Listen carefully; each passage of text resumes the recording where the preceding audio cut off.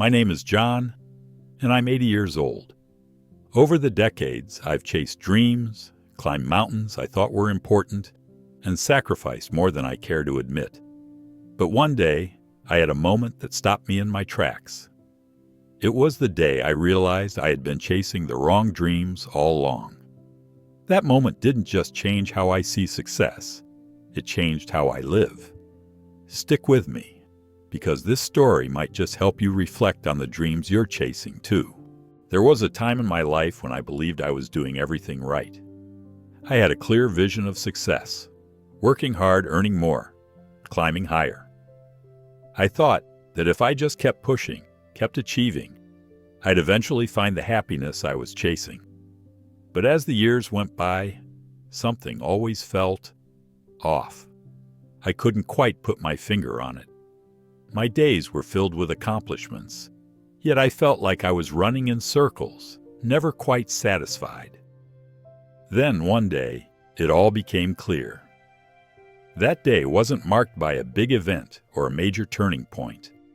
It was quiet, almost unremarkable at first, but it became one of the most pivotal moments of my life.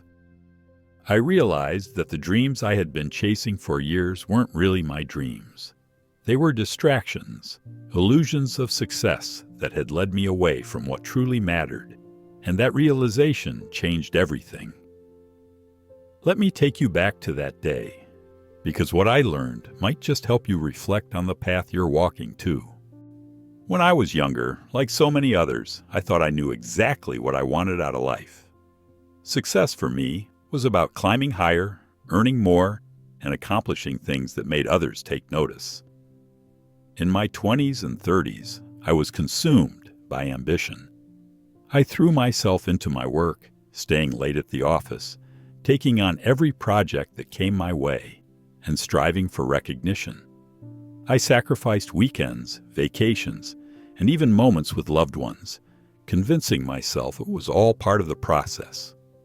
This is what it takes to build a good life, I told myself. By the time I was in my 40s, I had achieved many of the things I had once dreamed of. A house in the suburbs, a growing family, a steady job with a respectable title. On paper, it looked perfect. Yet, deep down, something felt missing. It's hard to admit, but even as I checked off each milestone, I felt an emptiness I couldn't explain. I chalked it up to needing to work harder, to achieve more. Once I get to the next level, I thought, I'll finally feel content. But looking back now, I realize I wasn't chasing my own dreams. I was chasing what I thought I was supposed to want. And the more I ran after them, the farther away I seemed to get from the life I truly wanted. It all came to a head one quiet afternoon. I was sitting in my office, surrounded by papers, emails, and deadlines. It was one of those days where everything felt overwhelming. But I told myself to push through, as I always had. My son, who was about 8 years old at the time, knocked softly on the door. He held a crumpled piece of paper in his hand, a drawing he'd made, and asked, "Dad, do you want to come play with me?" Without even looking up, I said, "Not now, buddy. I'm busy." He nodded quietly and walked away, and I didn't think much of it at the time. But a few minutes later, I glanced at the drawing he'd left on the corner of my desk. It was a simple picture. Our family standing together in the backyard with big smiles on our faces. And in the middle of the drawing, he'd written 3 words in shaky, uneven handwriting. "I love you." For some reason, that picture hit me like a ton of bricks. I sat back in my chair, staring at it, and a wave of guilt washed over me. I realized how many times I'd told him, "Not now." How many moments I'd missed because I was too focused on work, on goals, on chasing the next big thing. It was like a spotlight had been turned on, illuminating the parts of my life I'd been ignoring. And in that moment, I asked myself a question I hadn't dared to ask before. What am I really working for? As I sat there staring at my son's drawing, the weight of my choices began to sink in. I started thinking about all the things I had sacrificed in my relentless pursuit of success. How many dinners had I missed because I was too busy at the office? How many bedtime stories had gone unread? How many weekends had I spent glued to my work while my family went on without me? I told myself it was all for them, that everything I was doing was to give my family a better life. But in that moment, I realized the truth. They didn't care about the promotions or the paychecks. What they wanted, what they needed, was me. And it wasn't just my family who had paid the price. I had too. In chasing the wrong dreams, I had neglected my own well-being. My health, my relationships, even my sense of self had taken a back seat to my ambitions. I thought about the Stoic principle of memento mori, the reminder that life is short and we must focus on what truly matters. Seneca once wrote, "It is not that we have a short time to live, but that we waste a lot of it." And there I was, wasting time on things that wouldn't matter in the end. The promotions, the accolades, the material possessions. They didn't bring me the joy or fulfillment I had hoped for. The cost of chasing the wrong dreams wasn't just measured in time. It was measured in missed moments, in strained relationships, and in the quiet realization that I had been running toward the wrong finish line. After that day, I couldn't shake the feeling that something had to change. The drawing my son had left on my desk became a constant reminder. Every time I looked at it, I was reminded of what I had been neglecting. I started asking myself hard questions. What do I value most in life? What do I want my legacy to be?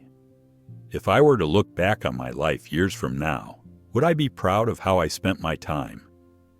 The answers were painfully clear.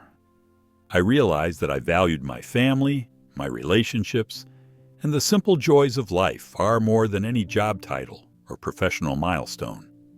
Yet my actions hadn't reflected those values. So I began to make changes, not all at once, but step by step. I started coming home earlier, setting aside my work to spend time with my son. I made it a point to be fully present during family dinners, to really listen when my wife or children spoke, instead of nodding absent-mindedly while thinking about work. One weekend, I turned off my phone completely, a small act, but one that felt revolutionary at the time. My son and I spent the day building a treehouse in the backyard. It wasn't perfect, but that didn't matter. What mattered was the laughter, the shared effort, and the memories we created together. I began to see that the dreams I had been chasing weren't wrong because they were ambitious. They were wrong because they weren't aligned with what I truly valued. The Stoics often spoke about living in harmony with your principles. Marcus Aurelius wrote, "Waste no more time arguing about what a good man should be. Be one." That quote stayed with me as I started realigning my life with what mattered most. Over time, those small changes I made started to reshape my life. The more I aligned my actions with my values, the more content and fulfilled I felt. I wasn't just working to provide, I was living to connect, to experience, and to truly be present in the moments that mattered most. I learned that chasing the wrong dreams doesn't make you a bad person. It's easy to get caught up in the expectations of society, to believe that success is about how much you achieve or how far you climb. But real success, I realized, is far simpler. It's about the love you give, the relationships you nurture, and the peace you feel when you're living authentically. One of the biggest lessons I learned was this: happiness isn't found at the end of the race. It's found in the steps you take along the way. For years, I was so focused on the destination that I ignored the journey. But now, I take time to enjoy the little things: a walk with my wife, a laugh with my children, the beauty of a quiet sunset. The Stoics often emphasize the importance of presence. Epictetus wrote, "He who is not happy with little will never be happy with much." I realized that peace and happiness weren't waiting for me at the finish line. They were already here in the simple, everyday moments I had been too busy to appreciate. And so, I stopped measuring my success by society's standards. I stopped chasing goals that didn't resonate with my heart. Instead, I started living in a way that reflected what truly mattered to me: family, love, and a life well lived. Looking back now, I'm grateful for the day I realized I had been chasing the wrong dreams. It wasn't an easy realization to come to. It required me to confront my own choices, to admit that I had been running in the wrong direction for far too long. But that day also gave me something invaluable: clarity. It reminded me that life isn't about how much we accomplish or how far we climb. It's about the people we love, the connections we make, and the moments we choose to be present for. As I sit here now, at 80 years old, I can tell you this with certainty: the dreams worth chasing are the ones that align with your heart. They're the ones that bring you closer to the people and experiences that make life meaningful. So let me ask you, what are you chasing? And are your dreams truly your own? Or have you been running after something that doesn't align with your values? It's never too late to pause, reflect, and change direction. Don't wait for years to pass you by, as I almost did. Start now, because at the end of the day, the only dreams that matter are the ones that bring you peace, joy, and connection. Have you ever had a moment where you realized you were chasing the wrong dreams? Or a moment that made you rethink what truly matters? Share your story in the comments. I'd love to hear it. If this story resonated with you, give it a like and share it with someone who might need a reminder to reflect on their own path. And don't forget to subscribe to my channel, John the Stoic, for more stories, reflections, and lessons about living a meaningful life. Let's keep learning, growing, and living intentionally together.